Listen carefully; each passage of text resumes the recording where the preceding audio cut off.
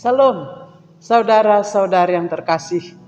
Selamat bertemu kembali melalui YouTube Kongregasi OSF Sibolga. Kami sampaikan salam sukacita dan damai sejahtera dari Tuhan kita Yesus Kristus kepada semua yang aktif mendengarkan renungan ini. Semoga kita selalu mengalami sukacita, bahagia, dan damai sejahtera. Mari kita awali renungan ini dengan berdoa.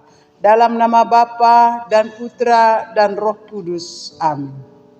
Allah Tritunggal Maha Kudus, sudilah Engkau hadir dalam budi serta hati kami, agar kami mampu merenungkan firman-Mu sebagai pusat hidup kami.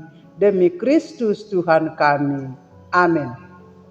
Saudara-saudari yang terkasih dalam nama Tuhan kita Yesus Kristus, pada hari Minggu biasa ke-18 ini, Bunda Gereja Kudus merenungkan Injil Lukas bab 12 ayat 13 sampai 21, yaitu tentang orang kaya yang bodoh. Berjaga-jagalah dan waspadalah terhadap segala ketamakan, sebab walaupun seseorang berlimpah-limpah hartanya, hidupnya tidaklah tergantung daripada kekayaannya itu. Saudara-saudari yang diberkati Tuhan, Injil yang kita renungkan hari ini berisi perumpamaan tentang orang kaya yang bodoh, yang menekankan pentingnya tidak menjadi tamak dan mengutamakan kekayaan rohani daripada kekayaan duniawi. Perumpamaan ini mengajarkan bahwa hidup seseorang tidak tergantung pada banyaknya harta yang dimilikinya, tetapi pada hubungannya dengan Tuhan dan bagaimana ia menggunakan berkat-berkat yang diterimanya. Maka menjadi orang kaya tidaklah salah, tetapi kekayaan itu jangan menjadi tujuan utama dalam hidup. Kekayaan bisa dijadikan sebagai sarana dalam bersyukur kepada Tuhan sebagai pemilik segalanya. Saudara-saudari yang diberkati Tuhan, apa yang menjadi pokok pewartaan dari Injil hari ini? Yaitu yang pertama, peringatan tentang ketamakan. Yesus memperingatkan tentang bahaya ketamakan, yaitu keinginan yang berlebihan akan kekayaan duniawi. Ketamakan dapat membutakan mata hati seseorang sehingga tidak lagi menghargai nilai-nilai rohani dan kebaikan sesama. Kedua, kekayaan duniawi tidak menjamin kebahagiaan. Orang kaya dalam perumpamaan itu berpikir bahwa dengan memiliki banyak harta, ia akan hidup tenang dan bahagia. Namun, ia dengan memiliki banyak harta, ia akan hidup tenang dan bahagia.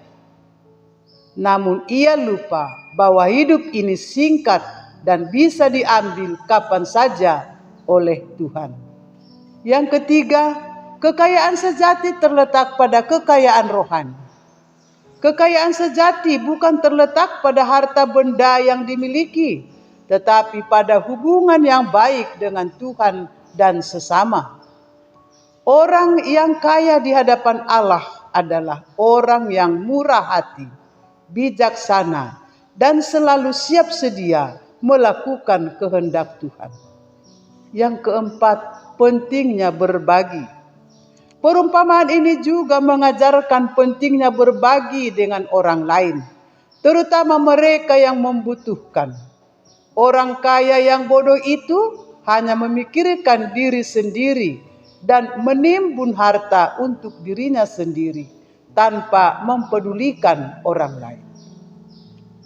Saudara-saudari yang diberkati Tuhan, melalui Injil ini sebagai orang beriman kita diharapkan untuk tetap waspada terhadap segala ketamakan.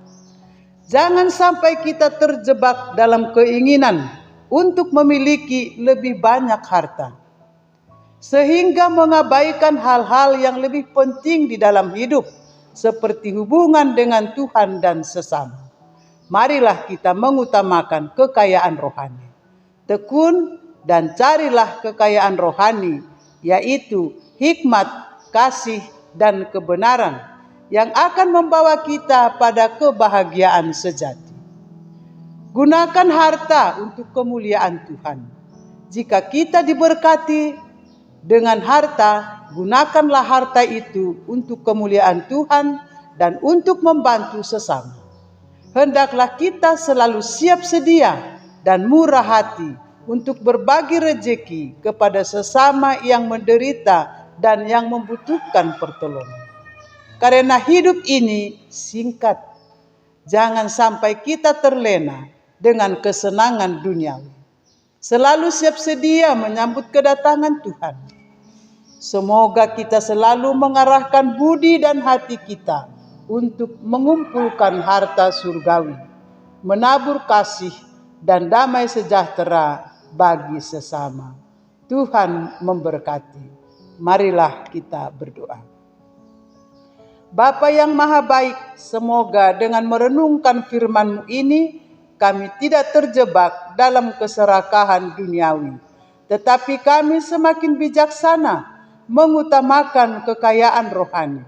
Dengan demikian setiap saat hati kami selalu berkobar-kobar dalam mengumpulkan harta surgawi selama kami masih berziarah di dunia fana ini. Tanamkanlah dalam hati kami agar kami berbagi anugerah kepada sesama yang membutuhkan pertolongan, dan hidup bijaksana mengutamakan kekayaan rohani dan kebaikan bagi sesama. Amin. Dalam nama Bapa dan Putra dan Roh Kudus. Amin. Salam.